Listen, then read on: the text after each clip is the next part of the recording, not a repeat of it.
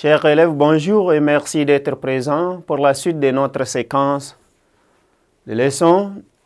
Notre leçon d'aujourd'hui est arithmétique qui a pour titre la multiplication et la division des fractions. L'objectif de cette leçon est que chacun de vous soit capable de multiplier une fraction par un nombre entier. Multiplier une fraction par une fraction. Diviser un nombre entier par une fraction, enfin, et diviser une fraction par une fraction. Alors, en un point A, nous allons voir d'abord la multiplication des fractions. Suivez bien. Pour commencer, il faut que chacun de vous ait sur lui les matériels didactiques de l'élève. Et il faut bien suivre. Dans une course à pied, un athlète fait des foulées de 7/8 de mètre. Je calcule la distance qu'il a parcourue s'il fait 25 foulées. Je reprends. Dans une course à pied, un athlète fait des foulées de 7/8 de mètre. Je calcule la distance qu'il a parcourue.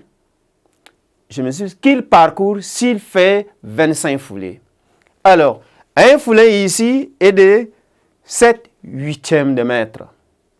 Ce qu'on doit calculer, c'est la distance qu'il doit faire, les 7/8. Et l'opération qu'on doit utiliser ici, c'est la multiplication. Donc, nous aurons ici une fraction à multiplier par un nombre entier qui est 25. Donc, je prends, suivez bien, 7/8 de mètre, je multiplie par 25. Alors, nous avons déjà posé ici 7/8 de mètre, on multiplie par 25. Alors, pour cette multiplication, la multiplication s'effectue seulement entre le numérateur et ce nombre entier. Donc, nous aurons 7 multiplié par 25 et on divise par 8. Vous êtes. Alors, nous allons poser d'abord. Nous aurons, on peut écrire 7 fois 25 ou 25 fois 7. Donc, nous aurons 25 fois 7. Là, nous sommes sur la table de multiplication par 7. 7 fois 5, 35. J'écris 5, je retiens 3. 7 fois 2, 14. Et 3 font 17. Alors, la réponse est 175. Donc, nous aurons 175 huitièmes de mètre. Alors, s'il faut donner la valeur exacte, nous allons prendre le numérateur et on divise par le dénominateur. Donc, nous aurons 175, on divise par 8 pour avoir la valeur exacte. Donc, je prends deux chiffres vers la gauche du dividende et je dis, dans 17, combien y a-t-il de fois? 8. Il y a 2 fois. 2 fois 8, 16. 16 au côté de 17, il nous reste 1. J'abaisse le chiffre suivant qui est 5. Dans 15, combien y a-t-il de fois? 8. Il y a une fois. 8 fois 1, 8.